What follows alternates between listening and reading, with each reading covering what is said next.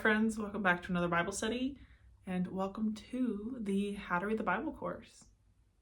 Maybe you don't know what the How to Read the Bible course is, you haven't heard of it, you haven't been here very long, whatever. Maybe you're coming to me from the future, which would be really fun.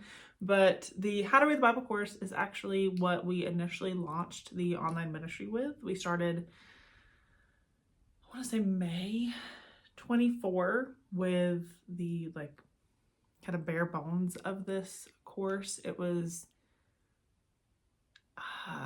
man, I want to say 12 or 13 weeks, something like that, but that may be too much. I can't remember. Zoom studies where we went through different aspects of the same stuff that you're going to be going through with me now. But it was a much smaller, I'm going to say easier course to get through. This is going to be a lot longer and a lot richer, hopefully. But I hope that it's helpful and that you learn something and it draws you closer to God and ultimately draws us all to worship. I mentioned that it's going to be quite a bit longer. The How to Read the Bible course now is going to be 5 seasons or units, so to speak.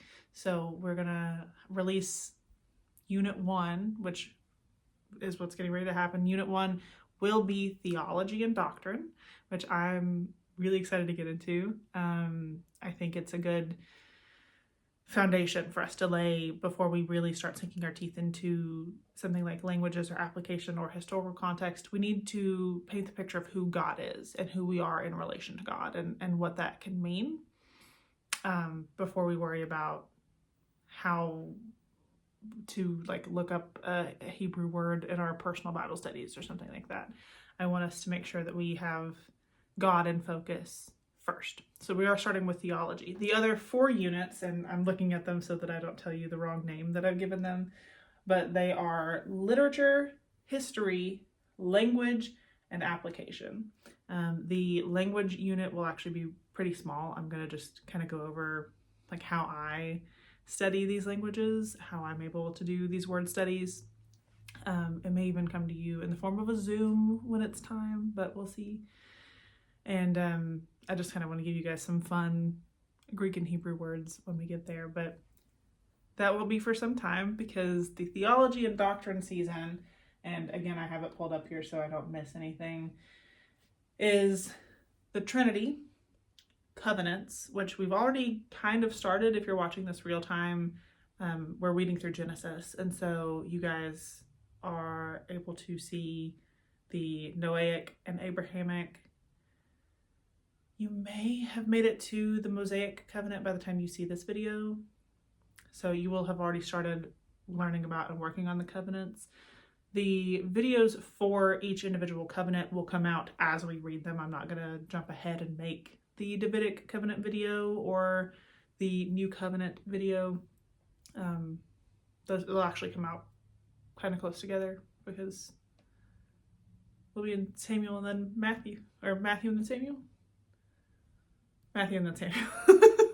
if you're watching this real time. Now, if you're watching this, 10 years from now, then they all should be out at this point. But I am gonna just quickly go over the covenants with you guys in a video just to kind of give us a leg to stand on or a refresher if you're not new to reading the Bible. Then we will look at the deity and death of Christ, key characteristics of God. I'm not going to go over every single characteristic and attribute that you could possibly give God, but I'm going to go over the main, I think it's 10 that I'm working on.